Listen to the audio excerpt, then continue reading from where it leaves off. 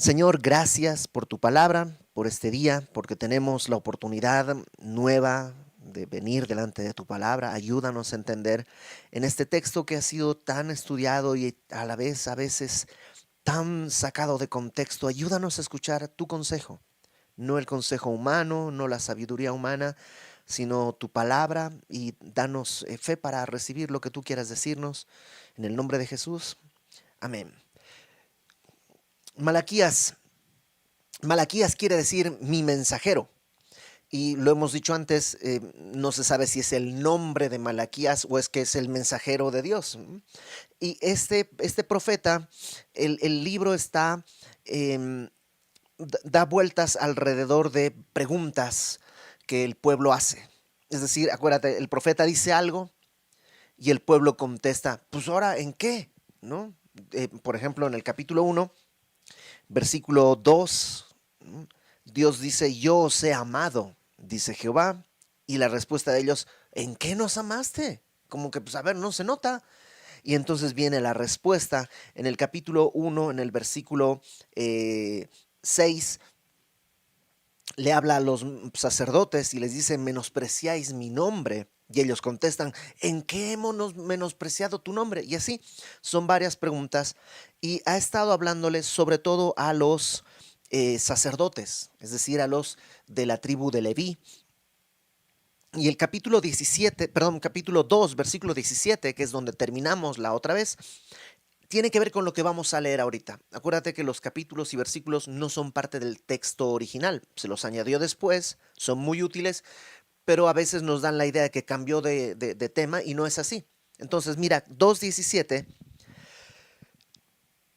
dice, habéis hecho cansar a Jehová con vuestras palabras y decís, ¿en qué le hemos cansado? Está clásico, primero está la denuncia, han cansado a Dios y los dicen, pues ¿en qué? ¿En qué decís? Fíjate qué es lo que dice el pueblo. Y no solo el pueblo, dicen los sacerdotes, los levitas, dicen esto. Cualquiera que hace mal agrada a Jehová, y en los tales se complace. O si no, ¿dónde está el Dios de justicia? O sea, ellos ven alrededor y dicen, pues los que hacen mal prosperan. Entonces parece que a Dios le agrada que la gente haga lo malo, se complace en ellos, porque si no, pues entonces, ¿dónde está el Dios de justicia? ¿Por qué no hace justicia sobre los malos? Y es un tema difícil porque todos nos hemos preguntado eso. Y lo primero que tenemos que recordar para contestar eso es que bueno no hay ni aún uno. Hay gente, digamos, mejor educada, ¿no? La diferencia entre un patán, un lépero, un vulgar y alguien así muy recatado, muy refinado, solo ha sido una experiencia en la educación. Pero el corazón, si los dejaras a los dos en una isla desierta, probablemente terminarían matándose uno al otro. Porque el problema está en el corazón. Ahora, ante esta pregunta, ¿dónde está el Dios de justicia? ¿Cuándo va a hacer algo? ¿Qué es lo que va a pasar? Está el capítulo 3. Y comienza con una respuesta. Capítulo 3, versículo 1. He aquí yo envío mi mensajero, el cual preparará el camino delante de mí. Y eso es lo primero. ¿Sabes cuál es la respuesta de Dios? La pregunta es, ¿dónde está el Dios de justicia? Y la respuesta es, ok, primero voy a enviar mi mensajero. Y esto lo podemos entender, lo interpretamos fácilmente porque el mismo Jesús en Mateo 11, Mateo está así pegadito a Malaquías, entonces vamos rápidamente a Mateo capítulo 11. Mateo 11, Jesús habla de Juan el Bautista y dice, Mateo 11:10, este es de quien está escrito, he aquí, yo envío mi mensajero delante de tu faz, el cual preparará tu camino delante de ti. O sea, aquí no hay manera de extraviarnos. Este mensajero es Juan el Bautista. Y la idea de preparar camino delante de Dios es una idea que para los habitantes de la época era bastante común. Un rey cuando iba a visitar un lugar, primero tenía una comitiva que allanaba los caminos, no había pavimento o algo así. Entonces, a menudo, pues las lluvias, todo tipo de cosas, el tráfico de gente, de animales, pues como que el camino no estaba bien y entonces se allanaba, como que se arreglaba el camino para que el rey pudiera llegar em, con un camino libre, limpio, digamos. Espiritualmente, la idea es que Juan el Bautista vino un poco para allanar el camino, como para, ¿te acuerdas que Juan el Bautista decía, arrepiéntanse, arrepiéntanse, viene tras mí uno que es mayor que yo no soy digno de desatar la correa de su calzado, arrepiéntanse, arrepiéntanse, porque está tratando de allanar el camino para cuando Jesucristo venga. Entonces, este es Juan el Bautista. Detalle importante para aquellos que te digan, Jesús nunca dijo ser Dios, eso fue después, un invento de Pablo, un invento posterior, a mitad del siglo I, no es del tiempo de Cristo, bla, bla, bla, bla, bla, bla, bla. Aquí claramente dice, he aquí, yo envío mi mensajero, yo, ¿no? El cual preparará camino delante de mí, ¿no? Voy a leer lo que sigue. Y vendrá súbitamente a su templo, al Señor, a quien vosotros buscáis, y el ángel del pacto, a quien deseáis vosotros. Y aquí viene, ha dicho quién, Jehová de los ejércitos. ¿Quién está hablando? Jehová de los ejércitos, Dios mismo. Y lo que dijo en el versículo 1 es, preparará camino delante de mí. ¿Quién habló? Jehová de los ejércitos. ¿Quién tiene que venir? Jehová de los ejércitos. ¿Quién vino?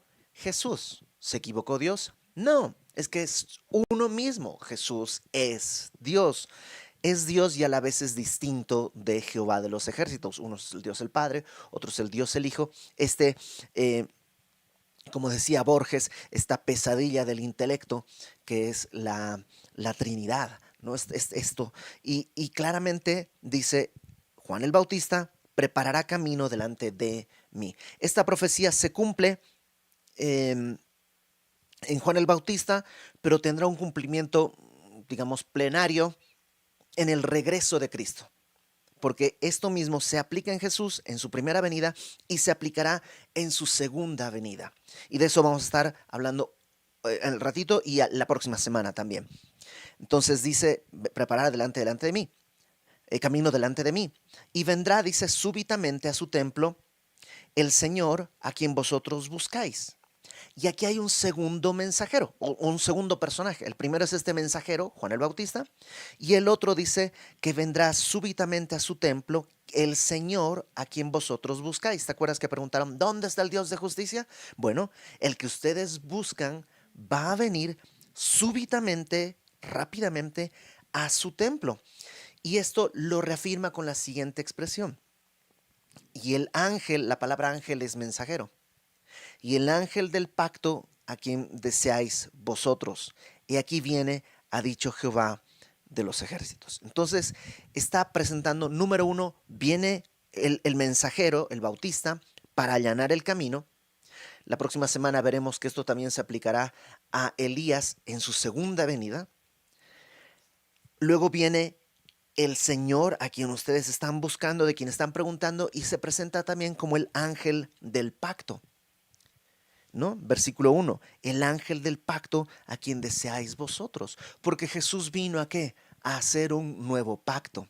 Cuando estaba celebrando la cena del Señor, esa noche en el aposento alto, Jesús dijo, esta es mi sangre del nuevo pacto. El pacto antiguo estaba descansando en, si hacen esto, van a vivir. Si hacen esto, van a tener vida. Si no lo hacen, van a morir. Era un pacto que descansaba en nuestras obras, en nuestra capacidad de cumplimiento, capacidad nula. No podemos. Pero ahora el nuevo pacto descansa en la capacidad de Cristo para hacer el cumplimiento de la ley, caminar en santidad, morir y resucitar, lo cual sí hizo. Por eso es presentado como el ángel del pacto. Y claramente este es un versículo mesiánico. Versículo 2.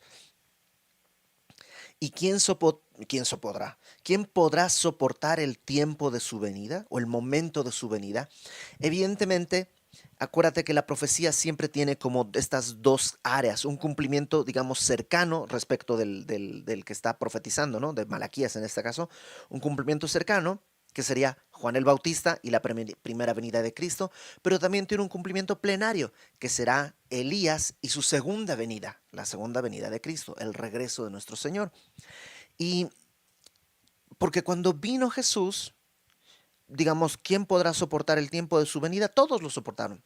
O sea, todos lo vieron, lo despreciaron, lo trataron como cualquiera. Pero cuando en su segunda venida venga, dice, ¿quién va a soportar eso? ¿Quién podrá estar en pie cuando Él se manifieste? Cuando el Señor Jesús regrese, ¿quién podrá estar en pie? Solo sus escogidos, solo aquellos que han sido purificados. Fíjate lo que dice después. Porque Él es como fuego purificador y como jabón de lavadores, y se sentará para afinar y limpiar la plata, porque limpiará a los hijos de Leví. ¿Te acuerdas que en esta porción está hablándole a los sacerdotes, a los levitas? Dice, bueno, se sentará y limpiará a los hijos de Leví, los afinará como a oro y como a plata, y traerán a Jehová ofrenda en justicia. Y será grata a Jehová la ofrenda de Judá y de Jerusalén, como en los días pasados, como en los años antiguos. ¿Te acuerdas que les ha estado reclamando? Sus ofrendas son, me traen el borrego que está enfermo, me traen las cosas que están ya podridas. Sus ofrendas no las puedo recibir. Preséntalas a tu rey a ver si él quiere. Y todo eso están haciéndolo mal. Pero dice, viene a limpiar. ¿Sabes la gracia de Dios? Porque debería venir a matar, a destruir, a hacer pedazos. Pero viene a que a limpiar. Dice, él es como fuego purificador, como jabón de lavadores. Ahora, la imagen también es clara. El fuego purificador es caliente. Y el jabón de lavador no es como el día de hoy que tú tienes jabón con hipoalergénico que deja la tela suavecita y con no sé qué. No, no, no. Era, pues se lavaba la ropa y se la azotaba contra la piedra y, o sea, era un tratamiento duro. Y a veces Dios nos tiene que limpiar así. Y nos mete a un fuego de prueba para purificarnos, como se purificaba la plata o el oro. Y nos mete y nos lava. Y ahí tú estás y ¡pap! Si tú hablaras con la ropa, ¿no? ¿Qué te están haciendo? Me están lavando. ¡Pa, pa, pa! No te quieren destruir. Nadie que lava la ropa busca destruir la ropa. Pero hasta nosotros, o sea, cuando me toca lavar la ropa, pues la mojas, le pones el jabón y ahí estás, chaca, chaca, chaca, chaca, chaca, chaca, chaca. Aquí en México dicen tallando. En mi manera de hablar todavía no logro asumir esa palabra, pero es como frotando, yo diría frotando. Aquí tallar para mí es como hacer una figura, una madera o una cosa así, pero hay como le haces así y parece que estás queriendo romper la ropa, pero no, la quieres limpiar. Y Dios hay veces que te está limpiando y tú dices, Señor, me estás destruyendo, Señor, ¿qué me quieres hacer? Señor, quiero limpiarte. Tú preguntaste dónde está el Dios de justicia. A veces no es que el Dios de justicia no quiere venir, sino que nosotros no estamos listos para recibirle. Y quiere limpiarnos para poder recibirle. Pedro dice que nuestra fe debe ser purificada como fuego, como el oro que se prueba en fuego, para que sea hallada en alabanza y gloria cuando Jesucristo sea manifestado. Entonces, dice, ¿qué va a pasar? Van a presentar una ofrenda en justicia, van a hacerlo bien, versículo 4, y será grata a Jehová la ofrenda de Judá y de Jerusalén, como en los días pasados y como en los años antiguos. Sí, no quiero destruirlos, quiero limpiarlos. Probablemente ellos decían, pero es que en el tiempo de Salomón éramos una nación poderosa, en el tiempo de David éramos una nación poderosa. Dios ha cambiado, ya no nos quiere, ya no nos atiende, ya no nos consiente, ya no nos... Pero fíjate, Dios está diciendo, yo quiero limpiarlos y vendré a vosotros, verso 5, para hacer juicio, para juicio, y seré pronto testigo contra los hechiceros y adúlteros, contra los que juran mentira y los que defraudan en su salario, al jornalero, a la viuda y al huérfano, y los que hacen injusticia al extranjero. O sea, voy a venir, voy a limpiar a los que pueda limpiar y los que no quieran ser limpiados, pues van a tener que ser juzgados. Voy a ser testigo contra hechiceros, adúlteros, mentirosos, o perjuros, ¿no? Los que juran mentira, los que defraudan en su salario, eh, defraudadores. Justo venía hablando el otro día con un amigo y hacíamos una especie de recuento de personas creyentes con quienes no podríamos hacer ningún tipo de negocio porque son tranzas. Y uno piensa, ¿cómo es posible? Pero si se supone que es cristiano y va a la iglesia desde hace mucho, ¿por qué busca ser tranza? Porque pues así da su carácter. Y o deja que Dios lo limpie o va a encontrarse con esto. Y dice, el problema de esto está en el versículo 5 al final. No teniendo temor de mí, dice Jehová de los ejércitos. El temor de Jehová. Esto tan sencillo, tan profundo y tan valioso. Temor de Jehová implica conocer su poder, pero también conocer su gracia. Sí, es terror porque Dios es fuego consumidor, pero permíteme ponerlo de esta manera, es como acercarte a un león que es feroz y eso produce temor, pero al mismo tiempo es como cargar un bebito delicado que no quieres lastimar y que no quieres maltratar. Y el temor de Jehová es como un péndulo entre esas dos verdades. Por ternura yo, por cómo me ha amado, yo no quiero, por cómo me ha amado, yo no quiero lastimarle, pero a la vez nunca olvido que Él es fuego consumidor. Jamás podría yo lastimarle. Él es todo, yo soy nada. No sé si queda clara la idea, pero solo así puede venir la limpieza a mi corazón. eh, Segunda de Corintios 7,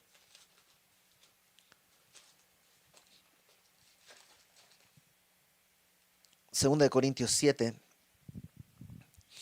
dice, versículo 1, así que, amados, puesto que tenemos tales promesas.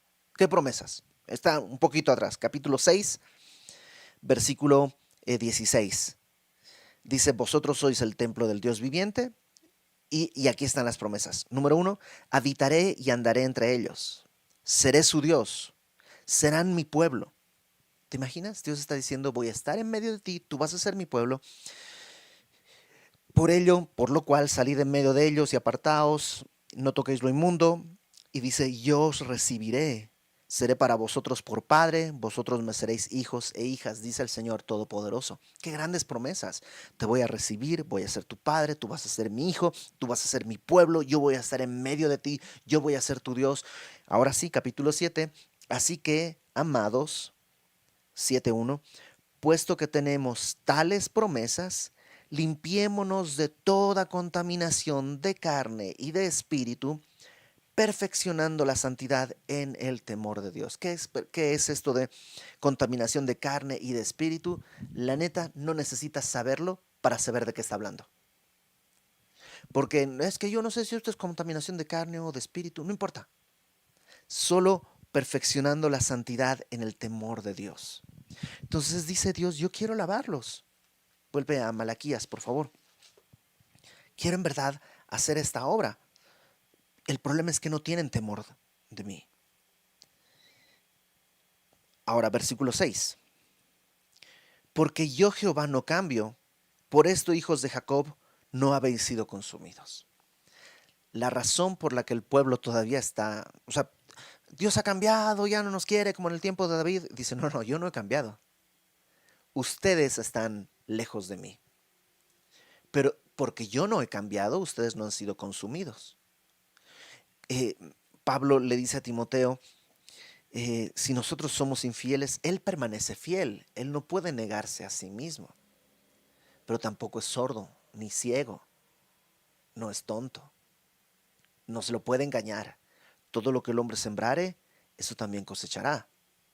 Y entonces les anima, versículo 7. Desde los días, porque ese es un gran ánimo, porque yo no cambio, ustedes no han sido consumidos. Pero ahora les va a explicar. Desde los días de vuestros padres os habéis apartado de mis leyes y no las guardasteis.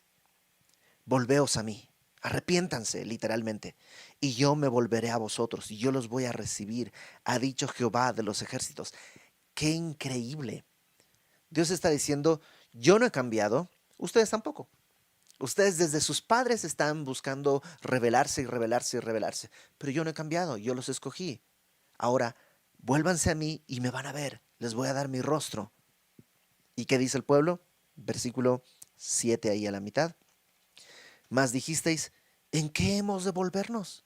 Es como, a ver, le dicen a Dios, ¿cómo? ¿Arrepentirme? ¿Pero de qué? ¿De qué tengo que arrepentirme? Versículo 8. Le contesta Dios, les pone un ejemplo. ¿Robará el hombre a Dios? Pues vosotros me habéis robado. La pregunta es, ¿robará el hombre a Dios? Y la respuesta sería, pues no, ¿cómo? ¿Cómo le puede robar? Bueno, no se puede, pero me han robado. Y ellos dicen, ¿en qué te hemos robado? ¿Qué cinismo? O sea, ¿no te suena así como que cínicos somos? Porque no son ellos, ¿no? Está en la palabra porque nos identifica. Y ahora, Señor, ¿por qué le pasan cosas malas a la gente buena? Los buenos somos más y ese tipo de cosas. Es como que le estamos diciendo a Dios, ¿por qué no haces nada? ¿Y yo qué te hice? ¿Yo cuándo he pecado? ¿Yo cuándo he fallado? ¿Yo cuándo? Y Dios contesta, ¿en qué te hemos robado? En vuestros diezmos y ofrendas. Malditos sois con maldición, porque vosotros, la nación toda, y la palabra nación en hebreo es la palabra goy, que se usa para referirse a las naciones gentiles. Es como que Dios le está diciendo, la nación pagana entera, como si no fueran judíos, ¿no? La nación toda me habéis robado. Y aquí es donde la cosa se pone un poco polémica. ¿Los diezmos le pertenecen a Dios? Sí. Y déjame ponerlo de esta manera. En la ley, según las distintas interpretaciones que se hacen, había tres tipos de diezmos. Se hacía un diezmo de la tierra para los levitas. O sea, tú cosechabas tu campo de lotes, lo que sea, y el 10% tenías que donarlo a los levitas porque los levitas no tenían tierras. No había una provincia de levitas, ¿no? Entonces tenían que vivir de lo que el pueblo les daba. Y los levitas diezmaban a su vez el 10% de lo que recibían para el sumo sacerdote. Entonces, ese es un primer diezmo. Ahora, había otro segundo diezmo que se usaba para una fiesta en Jerusalén, para la celebración. Entonces era otro diezmo que se presentaba. Según algunos eruditos, primero de tu cosecha diezmabas para los levitas, de lo que te quedaba sacabas el 10% para esta fiesta, y luego había un tercer diezmo para la misericordia de los pobres y de las viudas y así. Entonces, lo que está pasando es que no están cumpliendo. El diezmo es el 10% de lo que obtienes. Digamos que el 100% de lo que tenemos le pertenece a Dios. Todo le pertenece a Dios. Desde el aire que respiramos a cada peso que recibimos, todo le pertenece a Dios. De ese todo que le pertenece a Dios, Dios digamos que cede el 90% para que lo administremos nosotros, pero el 10% todavía le pertenece a Él. Esa es la idea bajo la cual dice Dios, me han robado. Porque esos 10, no es que tú me das el diezmo, es mío. ¿Ok? No es como que te voy a dar diezmo. No, no, no, es mío. No es una gracia tuya, me pertenece. Y yo te estoy cediendo el 90% para que administres, pero el 10% no, ese es mío. Esa es la idea del diezmo en el Antiguo Testamento. Déjame seguir leyendo y ahorita volvemos. ¿Qué es lo que Dios les dice entonces? Versículo 10. Si el problema es que han robado, pues la respuesta, versículo 10, traed todos los diezmos al alfolí. Algunas versiones traducen al tesoro, porque la palabra puede ser, es básicamente donde se almacena, ¿no? Traed todos los diezmos al alfolí. Por eso habla de en plural, todos los diezmos, o sea, el diezmo de los levitas, el diezmo de la fiesta, el diezmo de la misericordia. Traigan todos los diezmos al alfolí y haya alimento en mi casa, porque pues sí, eso es lo que comían, diezmaban el elote, todo lo que cosechaban y todo, ¿no? Y probadme ahora en esto, dice Jehová de los ejércitos. O sea, hagan esto, traigan, restauren lo que tendrían que poner y pónganme a prueba, lo cual es muy raro, pero sí, lo estudié en hebreo, lo vi en griego, lo vi en todas las versiones y dice eso, ponme a prueba, ponme a prueba. ¿Qué cosa? Dice, probadme ahora en esto, dice Jehová de los ejércitos, si no os abriré las ventanas de los cielos y derramaré sobre vosotros bendición hasta que abunde. Confía en mí, cumple tus diezmos y vas a ver cómo yo derramo bendición sobre tu vida, como una lluvia, así. Que en una sociedad agrícola es bastante claro, ¿no? Lo que está diciendo es que no te va a faltar, no se va a secar tu campo, no se va a secar el terreno, no, va a llover bendición. Versículo 11, no solo eso, reprenderé también por vosotros al devorador, y no os destruirá el fruto de la tierra, ni vuestra vid en el campo será estéril, dice Jehová de los ejércitos. ¿Qué es el devorador? Probablemente se referencia a las langostas, las plagas, el granizo. Dice, no solo va a llover, sino que además voy a cuidar tu cosecha. No va a haber sequía, todo esto. Y luego dice, versículo 12, y todas las naciones os dirán bienaventurados, porque seréis tierra deseable, dice Jehová de los ejércitos. Las naciones vecinas, que ahorita ven a Jerusalén como pues, una ciudad que está pues medio construida, medio devastada, medio poblada, van a decir, wow, qué bendición vivir en Jerusalén, qué cosa hermosa vivir en Jerusalén. Y ya, ahí lo vamos a dejar. Entonces Dios está diciéndole al pueblo, acércate, restaura lo que me has robado y ponme a prueba, si no voy a traer bendición desde los cielos, voy a derramar desde los cielos bendición hasta que sobreabunde, voy a reprender al devorador, voy a cuidar la cosecha y tres, vas a tener un buen testimonio delante de la gente. Van a decir qué tierra bienaventurada, qué tierra bendita es esta. La gran pregunta es si esto aplica para nosotros el día de hoy. Y si los diezmos son una obligación para el creyente, y por tanto, si tú no estás diezmando, estás robándole a Dios, ¿es así? ¿Sí o no? Y hay muchísimo debate en Internet. Hay personas que yo respeto que tienen una postura distinta a la que creo yo. Por tanto, lo que te voy a decir es lo que el día de hoy alcanzo a entender. No creo que tengo la capacidad de decirte esto es así, taxativamente, así y sin moverse y cualquiera que esté diciendo algo distinto está equivocado. No, no, probablemente yo mismo en unos años cambie de opinión, pero esto es lo que el día de hoy yo alcanzo a entender. Sobre todo a las personas que luego comentan, que comentan muy enojados, esto es lo que alcanzo a entender. Si, pues, oren por mí si estoy entendiendo equivocadamente, pero tal vez tú también estás entendiendo equivocadamente, ¿no? ¿Qué es lo que yo creo? Yo creo que en el Nuevo Testamento no hay ninguna instrucción sobre un diezmo obligatorio para los creyentes. El diezmo es el 10% de tus ingresos. Ganas 100, tienes que dar 10. Ganas 1000, tienes que dar 100. No veo yo en el Nuevo Testamento una instrucción, no lo veo como una instrucción de Jesús a sus apóstoles, no lo veo en el libro de Hechos y no lo veo en las cartas de Pablo ni en las cartas universales como Santiago, Pedro, Juan. No lo veo yo de esa manera, pero sí veo que hay em, se habla bien del diezmo y de la ofrenda. Porque el diezmo efectivamente es un acto de la ley, está en la ley.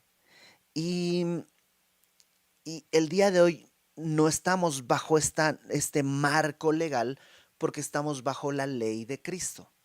Ahora, el estar bajo la ley de Cristo no implica que se desecha la ley. Jesús lo explicó así. Oísteis que fue dicho, no matarás. Eso es la ley. Pero yo te digo, si te enojas con tu hermano, si le llamas raca, entonces eres reo de juicio. ¿Qué está haciendo? no está desechando la ley, porque evidentemente, pues no matar es algo externo.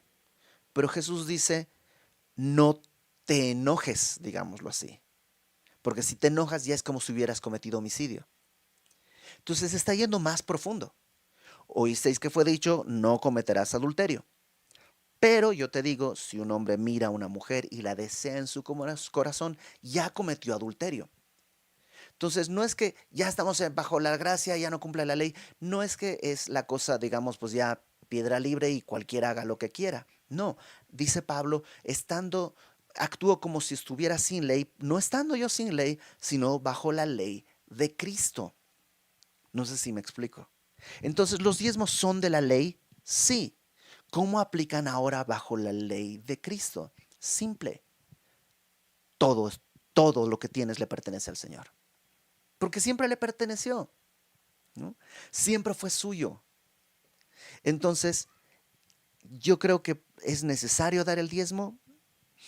Que Dios te lo diga. Puede ser el diezmo, el veintiesmo, el treintiesmo, el cincuentiesmo. No está limitado. Pero ¿puedo dar el 1%? Pues si Dios te muestra, pues sí. No creo que haya una normativa específica. Sí hay un par de pasajes que en Mateo capítulo 23, versículo 23, Jesús está hablando a los fariseos, Mateo 23, 23, y les dice, ay de vosotros escribas y fariseos hipócritas, porque diezmáis la menta y el eneldo y el comino. El comino es chiquitito. Entonces imagínate, estás poniendo un comino para Dios, 9 para mí. Un comino para Dios, 9 para mí. Son tan quisquillosos con el es que yo diezmo de todo. Y como que muy quisquillosos dicen, sí, son súper quisquillosos, pero dejan lo más importante de la ley, la justicia, la misericordia y la fe. Esto, la justicia, misericordia y fe, era necesario hacer sin dejar de hacer aquello. Entonces, no está diciendo Jesús, ya no sirven los diezmos, solo que diezmar quisquillosamente, pero sin hacer lo importante, no sirve de nada. Que si te das cuenta es el mensaje de Zacarías, de Malaquías. Ya presenté mis ofrendas. Sí, pero pues es más, presenté hasta 4 borregos. Pero los 4 estaban ya a punto de morirse de viejo, de enfermo y de herido.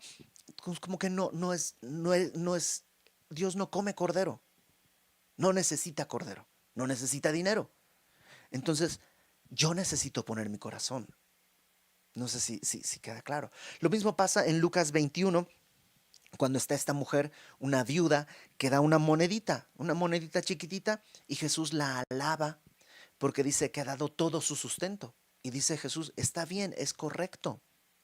No dice, no debiste haberlo dado, no, no. Entonces, sí, en el Nuevo Testamento tenemos un buen testimonio de los que están presentando sus diezmos o sus ofrendas. Ahora, yo creo que se habla mucho que el primer diezmo en la Biblia registrada lo tiene Abraham cuando se encuentra con Melquisedec.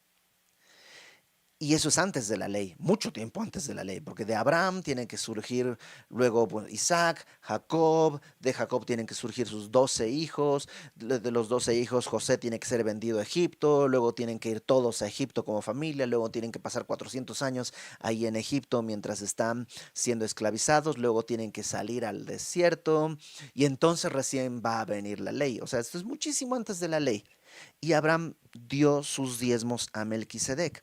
¿Eso quiere decir que tenemos que dar diezmos porque Abraham lo hizo? No necesariamente, porque Abraham también sacrificó, estaba a punto de sacrificar a Isaac y no quiere decir que tenemos que sacrificar a nuestro hijo. Pero sí hay un punto. En Hebreos, por ahí el capítulo 7, claramente se nos dice que Jesús es un sumo sacerdote no según el orden de Leví, por tanto ya no estamos bajo esa ley, pero sí es sacerdote según el orden de Melquisedec.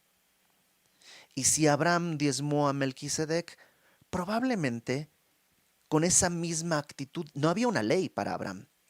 Él quiso diezmar quiso diezmar a Melquisedec, y es lo mismo que le ocurre al creyente. No es que tienes que, Acompáñame rápidamente a ver unos pasajes en Corintios para ver un poquito lo que yo creo que tiene que manejar nuestro corazón, lo que tiene que definir nuestro corazón al momento de las ofrendas y diezmos. Primera de Corintios 16.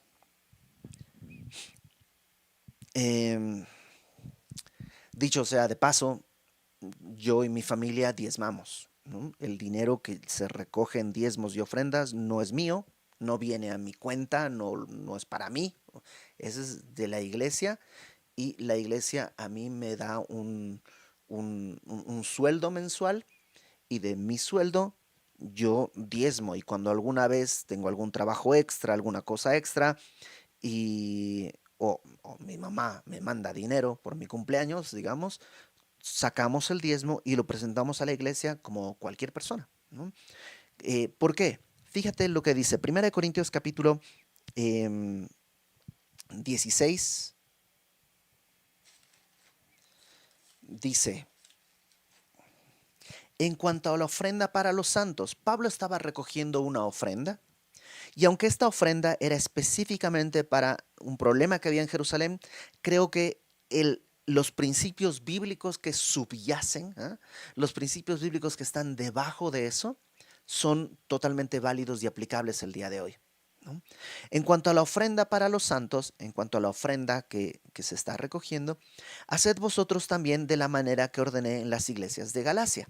Ahora, Jerusalén estaba pasando una situación y estaba Pablo recogiendo una ofrenda prácticamente en toda Europa y en bueno, todos los lugares donde él había recorrido.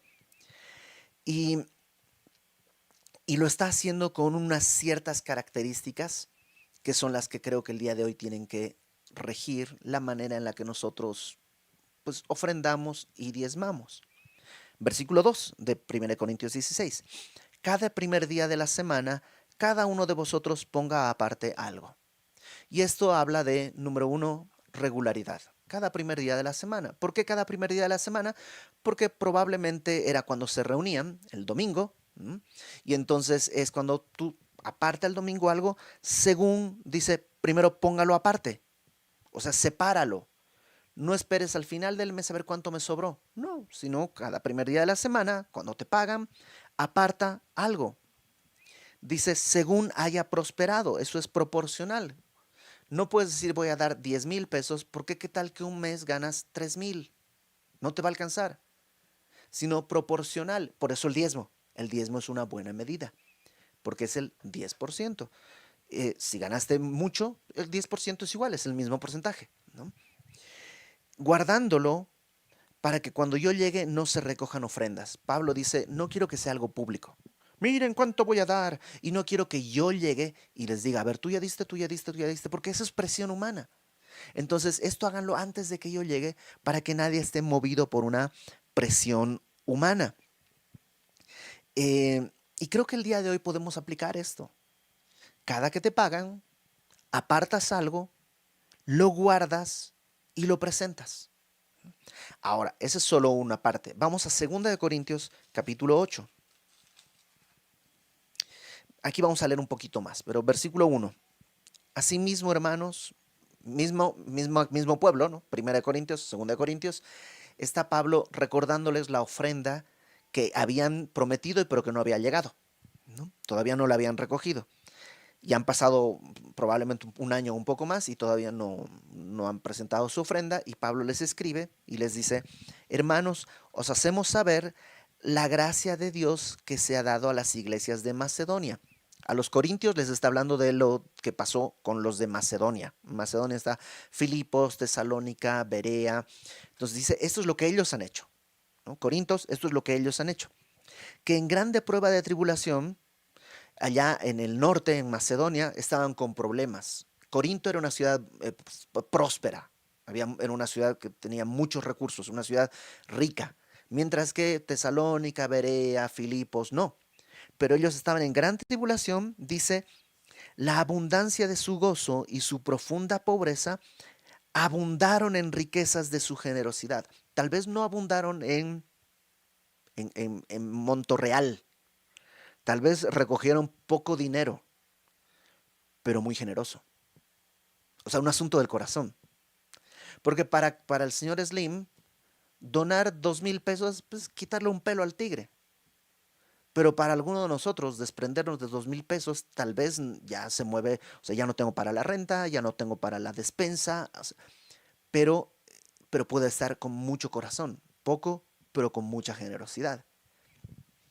Pues doy testimonio, versículo 3, de que con agrado, esto no tiene que ser traumático para nadie, tiene que ser un gusto, han dado conforme a sus fuerzas y aún más allá de sus fuerzas, pidiéndonos con muchos ruegos que les concediésemos el privilegio de participar en este servicio para los santos.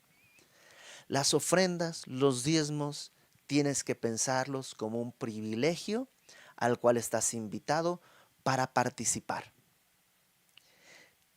Si tú no lo ves como un privilegio, sino como una obligación, abstente. Si tú lo ves como algo impositivo, ese es el Satanás, ¿no? Esto es un acto de adoración. Esto es un acto, dice, con agrado, un privilegio. Y la palabra participar es koinonía. Versículo 5. Y no como lo esperábamos, aquí está la clave, sino que asimismo se dieron primeramente al Señor y luego nosotros por la voluntad de Dios. Y esta es la clave. Si tú no te has dado primeramente a ti mismo al Señor, no importa si pones 1,000, 2,000, 1,000,000, 10,000,000, no importa, no vale. Porque Dios no necesita dinero. Sino primeramente se dieron al Señor y luego a nosotros. De manera que eh, exhortamos a Tito para que tal como comenzó antes, así acabe esto, etcétera, etcétera, etcétera. Verso 7. Por tanto, como en todo abundáis, en fe, en palabra, en ciencia, en toda solicitud, en vuestro amor para con nosotros, abundad también en esta gracia. Y Pablo les dice, tienen muchos dones, tienen muchas virtudes, abunden también en esto, en sus ofrendas. Versículo 8. No hablo eh, como quien manda, sino, o sea, no es un mandato, pero si es para poner a prueba por medio de la diligencia de otros, también la sinceridad del amor vuestro. En la provisión también se ve el amor. O sea, piensa, en lo que amas, tú inviertes. Si tú amas tu coche, pues lo tienes bien lavado, bien limpio, le compras sus rines de no sé qué, le pones su estéreo, le pones su... porque es lo que ama. Y no está mal, no está mal, no está para nada mal. Pero ahí se ve tu dinero. En lo que tú amas fluye el recurso. Aunque sea caro, pues ahí está. Bueno, en la iglesia también se ve cuánto amas tu iglesia. Y no estoy diciendo que tienes que dejar de ponerle gasolina al coche para que des ese dinero a la iglesia. Otra vez, no. No, no, no. Por eso es el 10%. O sea, proporcionalmente estás hablando de un pedacito contra el 90. ¿Mm? Ahorita hablamos del diezmo. Eh, Verso 9. Porque ya conocéis la gracia de nuestro Señor Jesucristo, que por amor a vosotros se hizo pobre, siendo rico, para que vosotros con su pobreza fuiseis enriquecidos. Y en esto doy mi consejo, porque esto os conviene a vosotros que comenzasteis antes, no solo a hacerlo, sino también a quererlo desde el año pasado. Ahora pues, llevad también a cabo el hacerlo, para que como estuvisteis prontos a querer, así también lo estéis en cumplir conforme a lo que tengáis, porque si primero hay voluntad dispuesta, será acepta según lo que uno tiene, no según lo que no tiene. Y eso también es clave. Porque a veces te dicen, no tienes dinero, haz un pacto, pon aquí que voy a dar 10,000 pesos al mes, no importa si no los tienes, escribe un cheque, ten fe, ten fe. No, no es de lo que no tienes, es de lo que tienes. Por eso es el diezmo de lo que tienes, no de lo que quisieras tener. No, yo tengo 1,000 pesos, pero voy a dar los 1,000 para que Dios me dé 10,000. No, no, es sobre lo que tienes, no sobre lo que no tienes. No tiene que producir esta angustia de, le di todo mi dinero y ahora qué voy a hacer. Pues no, es sobre lo que tienes. Ahora, rápidamente, acompáñame al capítulo 9 de 2 Corintios. 2 Corintios 9, versículo 6.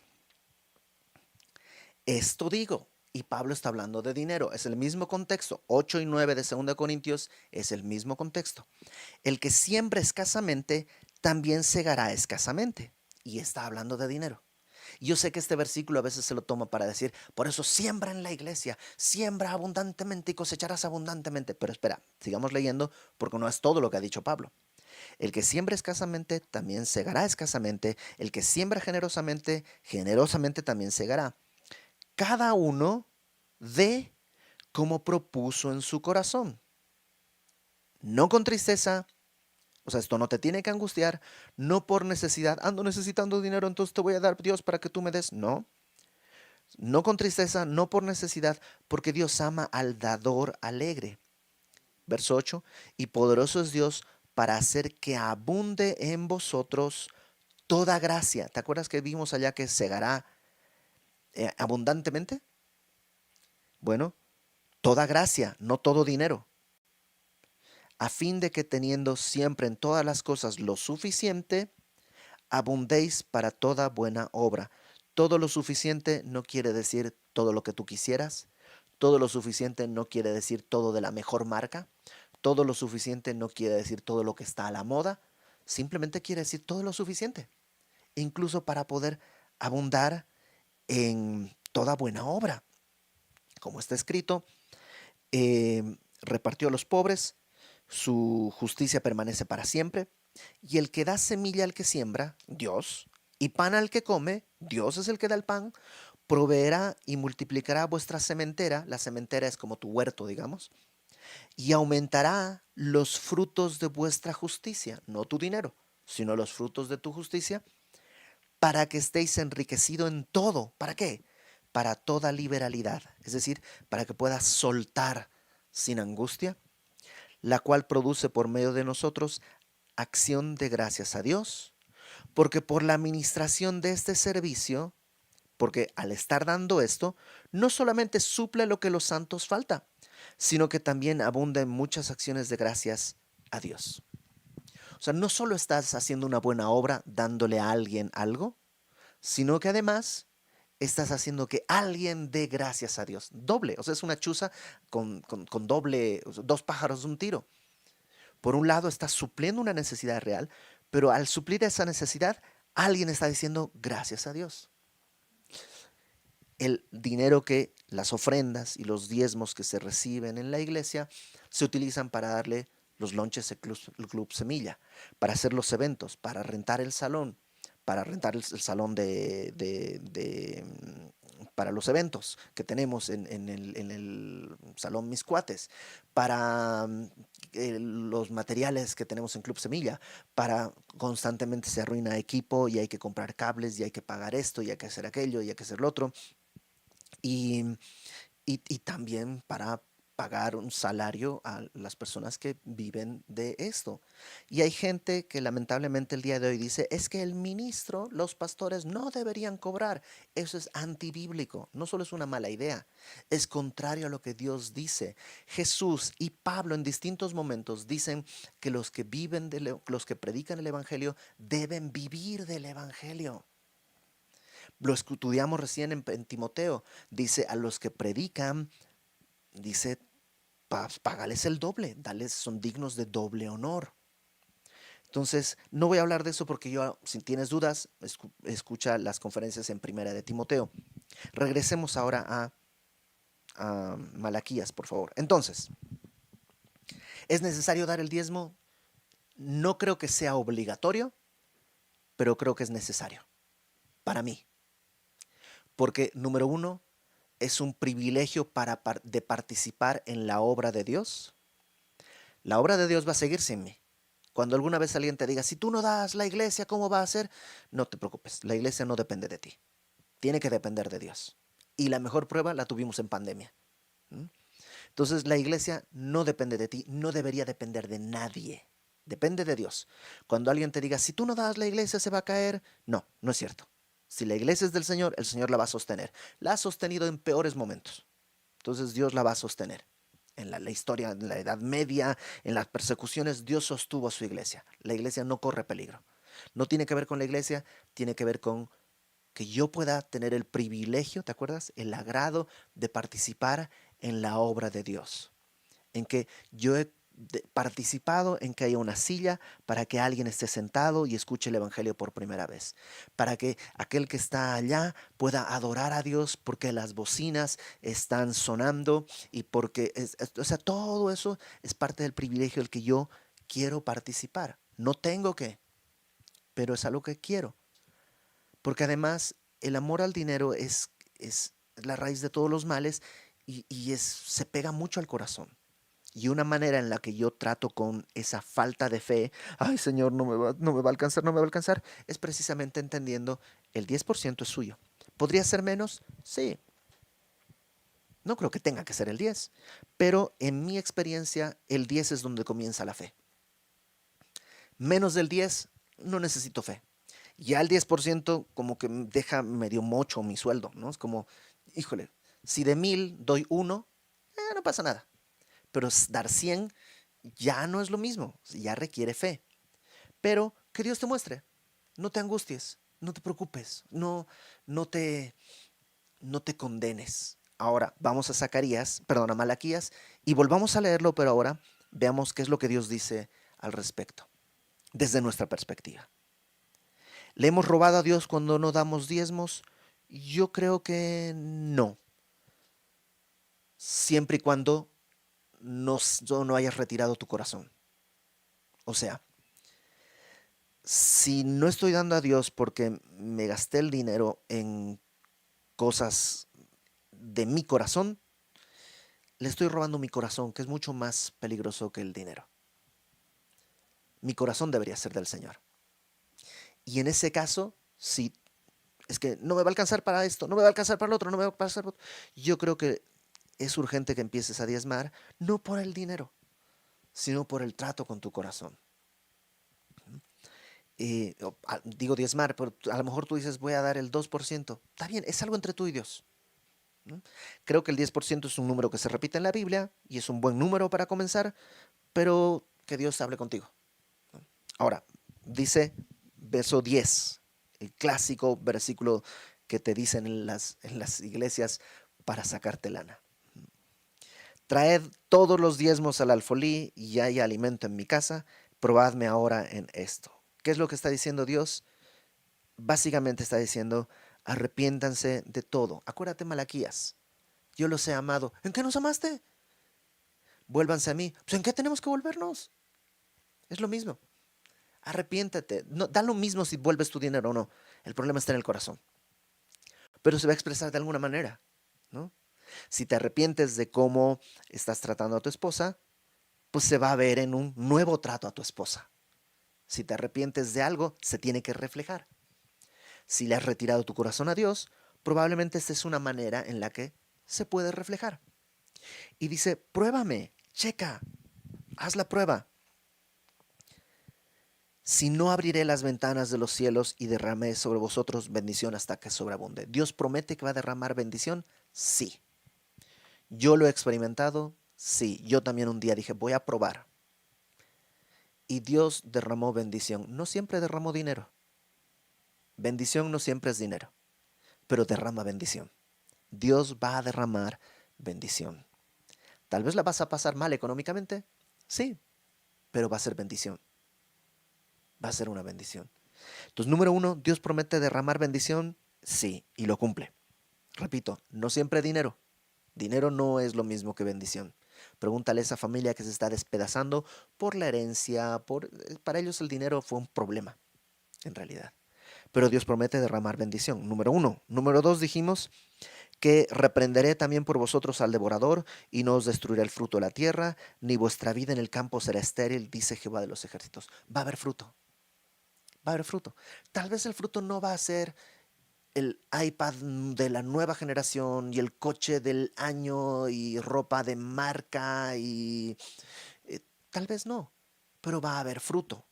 A lo mejor va a haber fruto de paciencia, de oración, ese devorador que te quitaba tus tiempos con el Señor. A lo mejor cuando te sientes apretado, vas a ir de rodillas delante de Dios y vas a disfrutar más esos tiempos de comunión. ¿No te ha pasado que cuando las cosas están mal buscas más al Señor? Hay fruto. Y Dios está prometiendo que va a haber fruto. Porque el dinero al final del día se va a quedar acá. Pero El fruto y la comunión con el Señor es algo que va a acompañarnos más allá de esta vida. Entonces, número uno, derramaré bendición. Número dos, habrá fruto, voy a reprender al devorador. Y número tres, buen testimonio. Todas las naciones les dirán bienaventurados, porque seréis tierra deseable, dice Jehová de los ejércitos. Y no anhelas que otros te digan, oye, ¿cómo le haces para vivir así? Ah, no soy yo, es el Señor, es la gloria de Dios, es el Evangelio, es el perdón de Cristo. ¿No encantarías que la gente te diga qué está pasando y tú poder decir, esto es lo que está pasando? Pero y no te veo triunfando económicamente. Oh, hay muchos triunfos más importantes, tal vez. ¿Y Dios puede derramar dinero? Claro, lo ha hecho antes. Lo ha hecho antes. Yo lo he dicho muchas veces aquí. Ir a Bolivia a ver a mi familia siempre son 60,000 pesos que no tengo. Nunca he tenido 60,000 pesos ahorrados. Pero he ido varias veces. Y Dios ha derramado bendición de maneras que no logro entender. Y repito, no siempre hemos podido ir, pero siempre ha sido bendito el Señor. Entonces, ¿tienes que diezmar o no? Yo creo que no tienes que. Si sientes que tienes que, no lo hagas. Si sientes que Dios te está llamando, tómate un café con el Señor. Que el Señor te diga cuánto, cómo, por qué. Tiene que ser un acto de alabanza. Y no tengas temor. Dios no es un acreedor. Lo que Dios está pidiéndole al pueblo, acuérdate que esto no es un pasaje aislado, lo hemos venido estudiando desde el capítulo 1. Dios no está pidiendo más borregos. Yo quiero un borrego más nuevo, yo quiero más dinero. No, Dios está pidiendo el corazón del pueblo. ¿Cómo comenzó el libro? ¿Te acuerdas? Yo les amo. Y el pueblo no ha entendido. ¿En qué nos has amado? Ese es el problema. Ese es el punto. Vamos a, vamos a orar. Señor, gracias porque pues tú nos revelas que lo que quieres es nuestro corazón, pues tú te diste por completo, Señor. Perdónanos si hemos valorado más otras cosas que a ti mismo, si hemos valorado o hemos tenido otras prioridades. Perdónanos y danos fe para vivir como tú nos enseñas. Te ruego por cada uno de mis hermanos que tú les hables, que tú traigas paz y gozo. Si tú les estás llamando a diezmar o si nunca lo han hecho, que puedan escuchar tu voz y sin presiones, sin culpa, sin temor, puedan escuchar lo que tú les estés llamando a hacer, Señor. Y aquellos hermanos que a lo mejor tienen la provisión muy justa y pareciera que no va a alcanzar, dales fe para probarte, para ver si tú no derramas bendición. Y nos ponemos en tus manos, Señor. Haz con nosotros tu voluntad y gracias porque en este tiempo de la gracia sabemos que tu obra va a ser completa en nosotros, porque estamos bajo un nuevo pacto, no en el antiguo pacto en el que estábamos obligados, sino en el nuevo pacto en el que tú te deleitas en bendecirnos, Señor. Nos ponemos en tus manos en el nombre de Jesús, nuestro Señor y Salvador y proveedor y cuidador. Amén.